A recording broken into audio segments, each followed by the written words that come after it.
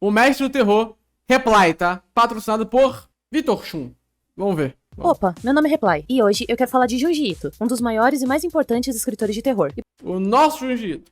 Porque o Piscine adora. Se o Piscine adora, a gente traz pra ele. Porque né? depois de décadas de trabalho, suas histórias continuam assustadoras. E assustar é muito fácil, basta usar um jumpscare. Criar um clima de jumpscare é uma fórmula pronta, bem programada. Você só precisa pegar a pessoa desprevenida, ou deixar ela em estado de alerta. Alguém conseguiu cair em algum jumpscare de Junji Ito? Alguém tem medo de páginas de mangá? Isso é impossível. Diminuindo os sentidos, fazendo ela se concentrar no momento, para que ela pense que o susto vai acontecer naquele instante. Daí o susto não acontece e um bicho na sua cara que não precisa ser assustador, logo depois que você baixa É tipo quem tem medo de livro de terror, né? Medo de palavras. sua guarda. Mas terror é muito mais do que assustar ou chocar alguém. Eu já comentei como esse tipo de terror com jumpscare se encontra ultrapassado por sempre repetir a mesma fórmula, com imagens chocantes, gore e um climinha previsível que vai acontecer. E como um novo tipo de terror surgiu na última década por gosto popular. Aquele terror que convida o espectador a participar, a sentir o clima, a descobrir o que é aterrorizante numa cena comum, atuando principalmente em imagens e filmes, que precisavam com urgência dessa renovação. E se você quiser saber mais, eu vou deixar esse vídeo por aqui. Esse tipo de terror, onde o observador é um participante ativo e convidado, sempre foi muito bem feito em videogames, por causa da Verdade, é. Porque videogame tem uma linguagem diferente. natureza né? da mídia, onde o jogador toma todas as decisões. Então, mesmo que os sustos sejam baratos e simples, como um Five Nights at Freddy's, a intensidade dos sentimentos é voraz, porque você é obrigado a participar se quiser continuar o jogo. Alguns têm soluções muito mais simples, outros elaboradas, e cada decisão que você toma é capaz de te encher de terror, ao ter a impressão que você não tá seguro, porque a expectativa não funcionaria com um filme de jumpscares, e agora ela funciona, já que é você que não se sente seguro, e é você que tem que fazer algo a respeito.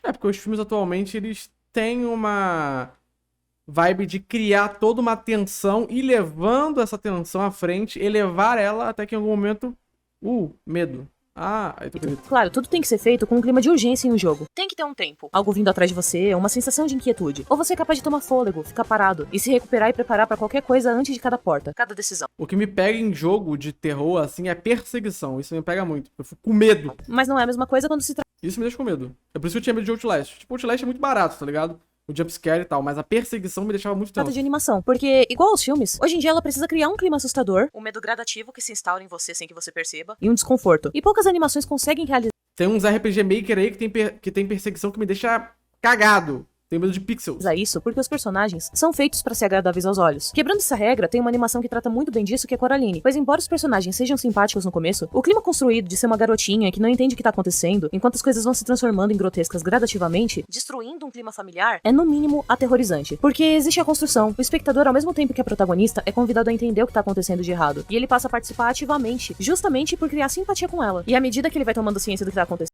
Eu morro de medo de Aooni. porque é um Oni narigudo, né?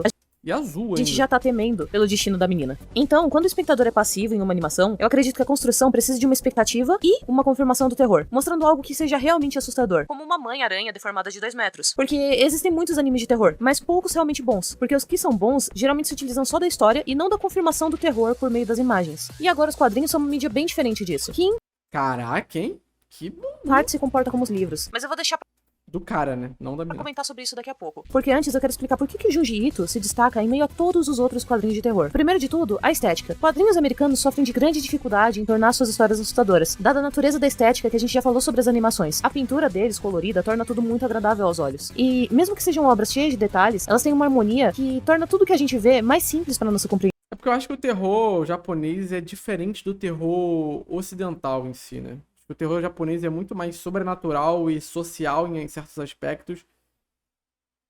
É muito mais sobrenatural e psicológico em certos aspectos do que o terror que a gente vê aqui no Ocidente em algumas mídias, né?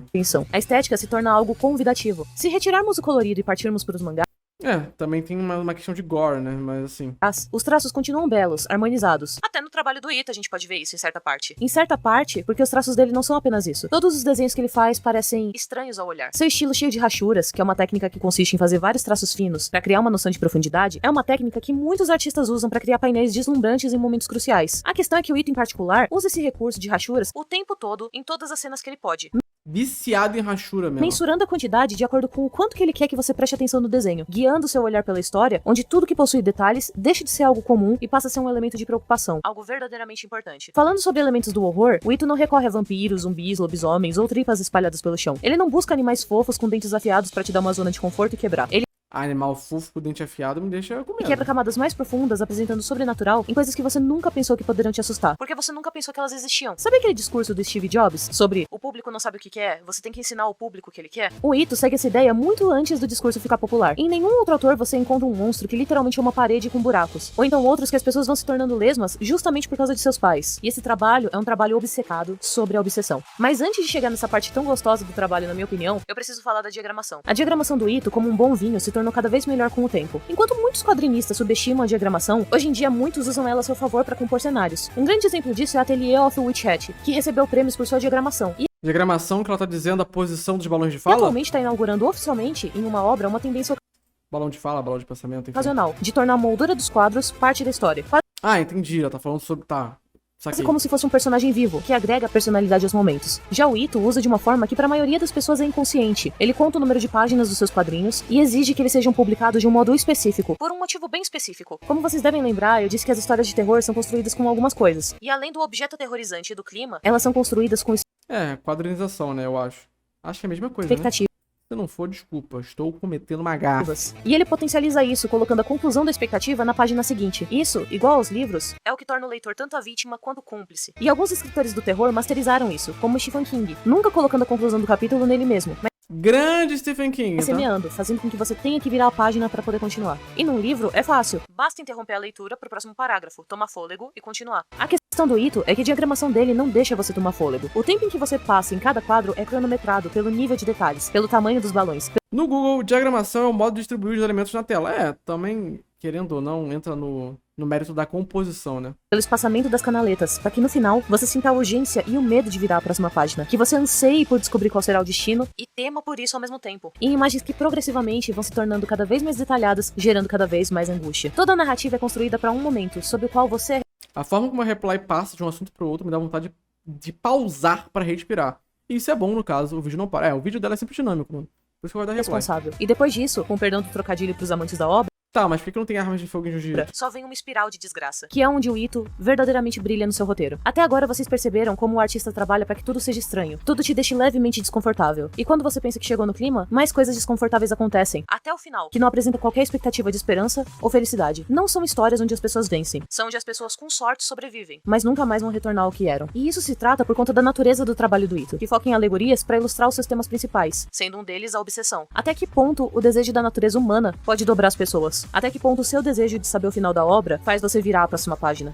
Seus trabalhos mais famosos definitivamente são Tommy e Uzumaki, quadrinhos Querendo ou não, né? O Uzumaki vai ganhar anime em preto e branco, né? Então isso vai agradar muito os fãs de Jiu-Jitsu, que adoram coisas em preto e que branco. ele dedicou anos e anos da sua carreira para completar. Mas o que mais faltam em enaltecer o trabalho do Ito são seus one-shots, onde ele brilha, em suas histórias curtas e bem trabalhadas, que ele sempre tenta apresentar novos conceitos de horror inspirados no seu dia a dia. E aproveitando esse tópico, eu quero explicar por que o trabalho do Ito é tão especial. Falando um pouco sobre as obras mais importantes dele, Tommy é o retrato da obsessão do Ito, sobre o seu primeiro trabalho, onde ela é uma personagem que sempre traz desgraça para todos que entram em contato com ela. Ela é muito bonita, perfeita, e não importa o que aconteça, sempre morre.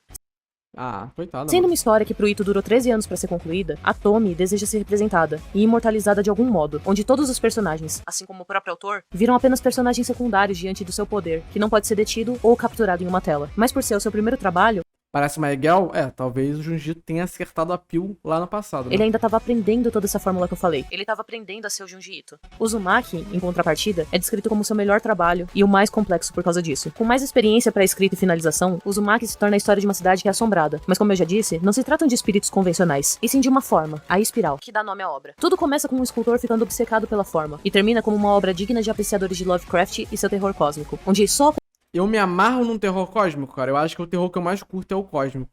Se pá, né?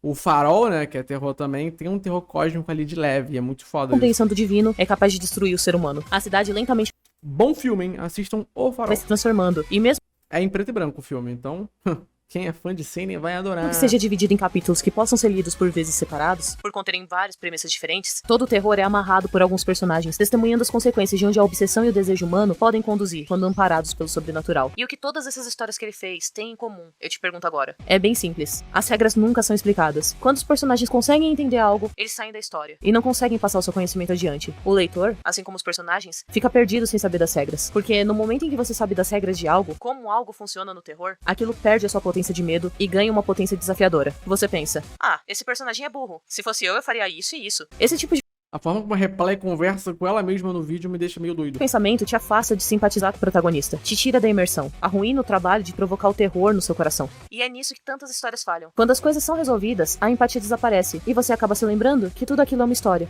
O ser humano é compelido pela curiosidade, e sem essa não tem por que você investir seus sentimentos em algo. E isso o Ito sabe e usa muito bem. Com o Ito, você constantemente vai terminar as histórias com poucas certezas e muitas perguntas. Incrível que os diálogos do vídeo da Reply são melhores que os de Bleach. Para! E talvez um leve trauma. Por exemplo, eu tava no Reddit Isso é verdade. esses dias e tava vendo vídeos satisfatórios como esse. E isso foi um gatilho pra que várias pessoas entrassem em desespero por causa de uma história do Ito. Um conceito bem simples. Houve um deslizamento de terra numa montanha que começou a mostrar vários buracos onde não era possível ver o fundo. Várias pessoas que viram a notícia se sentiram compelidas a ir até o local e procurar um buraco que servisse pra elas. As que entravam não voltavam. E mesmo sabendo disso, as pessoas continuavam obcecadas com o mesmo pensamento noite após noite. E o que acontece com o protagonista dessa história, em um cenário desses, eu não vou contar. Porque essa amostra foi só pra mostrar como uma premissa que parece uma porcaria sem graça pode ser executado em pouquíssimas páginas Eu queria saber, agora eu vou ter que ler pra saber. e ainda ser capaz de traumatizar uma geração de leitores. E exemplificar que você nunca vai entender completamente as regras dele. Eu pessoalmente sempre achei frustrante finais inacabados. E poucos são os que me convencem e realmente criam uma sensação de satisfação em mim. Mas o modo como o Ito deixa de ser um autor convencional, focando puramente em passar o máximo de terror possível, da maneira mais eficiente possível, dando apenas o essencial e te deixando perdido e angustiado, se torna parte da obra, onde você, leitor, se sente em parte como protagonista. Ele joga todas as cartas ao seu favor, e depois todas elas contra você. E por isso, ele se torna um autor, que dominou seu meio e se tornou um mestre. E também, ele é uma das pessoas mais fofinhas que você vai conhecer. Eu nunca vi O Junjito? Fofinho? Será? esse cara triste em entrevistas. O Junjito ser triste, né? Bilionário igual ele tá, eu também não ia ficar triste não, Reply. E talvez isso seja uma das coisas Eu ia estar rindo à toa mais assustadoras nele, porque me lembra que nunca dá pra saber que tipo de pensamento tá na cabeça de alguém só pelo modo como a pessoa se comporta. E antes de começar a trabalhar com arte, ele fez técnico em odontologia. E em entrevistas ele mostra como ele realmente tem medo de tantas coisas, tanto que ele consegue transcrever o medo que ele sente pro seu trabalho. Um exemplo disso é como ele conta Odontologia. que ele sentiu muito medo ao ver o filme do Steven Spielberg, Tubarão, e inspirado por Tubarão, te amo, Falcão. isso ele resolveu criar toda uma história com uma narrativa chamada Gil, onde o medo dele não estivesse apenas no mar. E apesar de parecer muito contraditório, Junji Ito não constrói suas histórias baseado em coisas assustadoras, como e se tivessem cabeças flutuantes com forcas perseguindo pessoas? E se as pessoas ficassem paradas em posições como se fossem estátuas para sempre? Depois? Não, ele pensa em conceitos. Nesse caso respectivo, o que leva as pessoas a terem desejos pelo fim do seu tormento? Ou o que leva as pessoas a se comportarem de determinada maneira todos os dias, como se fossem estátuas em suas rotinas? Ambas as propostas dariam vazão a vários tipos de histórias, mas é por conta de uma pergunta mais fundamentada, uma conceitualização mais profunda, que o horror dele ganha mais espaço para brilhar. Ser o que deve ser. Assustador e angustiante. Um exemplo do que eu dei antes é o da garota que acaba se tornando um caracol. E Olha só que bela linguinha que ela tu tem. nunca confirmou nem negou essa pergunta de várias pessoas que fizeram e afirmaram isso, dizendo que era uma metáfora para a puberdade e a descoberta da sexualidade, onde os pais tentam suprimir a transformação dela das formas mais violentas possíveis e acabam perdendo a filha completamente. A única coisa que ele diz é: eu gosto de metáforas, mas se eu te contar o que eu pensei, qualquer ideia sobre o meu trabalho, eu vou tirar de quem gosta de ler a participação de interpretar. Tudo que eu penso importa até o momento que a história vai pro editor. A partir daí, o trabalho vira um conjunto meu e seu. Acho que Isso é verdade. O que o autor fala importa, mas também a interpretação do que ele lança ali importa também, né? Porque, querendo ou não, cada leitor vai ter uma interpretação diferente, né? De algo. E, assim, eu não concordo com a teoria de que, tipo, depois que o autor lança algo, o que ele pensou sobre aquilo não é válido mais, o que é válido é a interpretação do leitor. Eu não concordo, eu acho que todo autor tem uma intenção ao lançar algo. Mas a interpretação é muito importante, isso é arte, né, querendo ou que não. algo que dá pra notar com uma maior facilidade nesse aspecto é o conto em que um homem leva uma garota pra casa pra que ele possa noivar com ela e apresentar ela pro pai. A questão é que ela acaba descobrindo que assim que um ente da primeira linhagem da família morre, o crânio com o cérebro dos seus antepassados se prende à Nem sempre o que o autor faz é consciente. Não, Miguel, eu discordo disso, tá? cabeça do mais jovem, impedindo que a memória e a mente deles morra, tornando seu futuro marido uma aberração, com o corpo preso num amontoado de meias cabeças que desejam usá-la pra conseguir um herdeiro e poder continuar vivas. Isso pode ser só um conceito, mas se você pensar um pouquinho mais, vai notar na profunda reflexão de como a sociedade, principalmente a japonesa, exige herdeiros e a continuação do nome da família e a tradição, e como essa pressão Todos os signos são pensados pelo autor. Claro, o autor pode ter uma influência inconsciente devido ao repertório cultural que ele tem durante a vida dele. Mas tudo que ele bota na história é pensado por ele, tem uma intenção. Ninguém faz modo freestyle não, velho. acaba sendo colocada nos seus filhos desde jovens. A última adaptação feita para anime das histórias do Junji Ito deixou a desejar, assim como seus doramas. E quando se olha com atenção, se torna óbvio o porquê. De todos os elementos que tornam o trabalho do Ito tão único e singular que eu falei, o único que continua presente nas adaptações é a história, enquanto o traço, o enquadramento, o detalhamento, a construção do tempo, a conceitualização e principalmente a participação da diagramação em te tornar um cúmplice da história são retirados, porque se trata de uma mídia diferente. Eu já vi muitas pessoas dizendo como as adaptações para anime de terror nunca serão boas, simplesmente porque a indústria de anime não paga os animadores o suficiente para que eles possam se dedicar horas e horas em produzir alguns segundos. E isso Acho que não é por isso, não. Mas, assim, tem relação, mas acho que o motivo não é especificamente esse. transforma um trabalho que brilha com o choque do detalhe, do gore, que causa agonia nos momentos críticos, e entrega algo que não chega nem perto do material original. Já que, querendo ou não, como eu disse antes, O problema não é o pagamento que os animadores estão recebendo. Claro, tá atrelado, mas não é. O problema criativo de um anime de terror vai muito além disso. Vai da pré-produção até a escolha do diretor, os storyboards que vão ser feitos. E aí, os animadores vão animar o que tá lá. O que foi determinado para cada um deles através do storyboard. Então, acho que não tem muito a ver com relação a dinheiro. a animação suaviza os traços e torna as coisas mais agradáveis de serem vistas. As adaptações de terror pra anime nunca vão ser boas porque eles só dão pro Estúdio Dean fazer, né? O Estúdio Dean é uma merda. Uma merda. Óbvio que isso é uma generalização. E é por isso que tantas pessoas ficaram ansiosas pela adaptação de Uzumaki, que promete ser a melhor adaptação do trabalho do Ito já feita, só pelas imagens do teaser. Eu não teria tantas expectativas, pois além de imitar os traços e as escolhas, eles precisam também calibrar o tempo dos acontecimentos pra causar a imersão. Mas não custa nada torcer, já que a adaptação será extremamente curta pra caber no orçamento, e a história terá que ser rearranjada de modo que faça sentido em tão poucos episódios. E a recomendação Não é 3D, aquilo ali é rotoscopia. que fica é, se quer conhecer O Uzumaki não foi feito em 3D, é rotoscopia.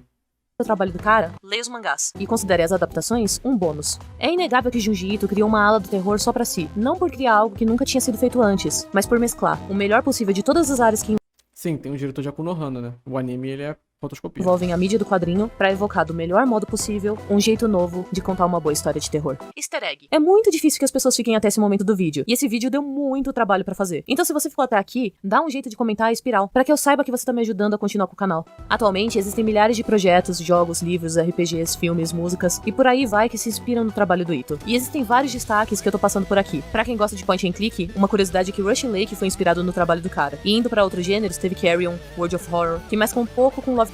E mais recentemente, um que me chamou absurdamente a atenção Eu tenho boas expectativas para o Uzumaki, mas foi adiado tantas vezes que preocupa um pouco é também. um projeto brasileiro chamado Nami, que quer trazer esse tipo de terror obsessivo e cósmico para uma atmosfera mais familiar, se passando aqui no Brasil, no Nordeste. Eu recomendo que você confira o projeto no Catarse, que tem um potencial absurdo, dada a nossa cultura cheia de histórias criativas, como você bem deve saber. E corre, que a campanha acaba dia 30 de novembro. Acho que eu disse tudo o que eu queria sobre Junji Ito. Esse autor, assustadoramente fantástico. E bem, te vejo no próximo vídeo. Até mais!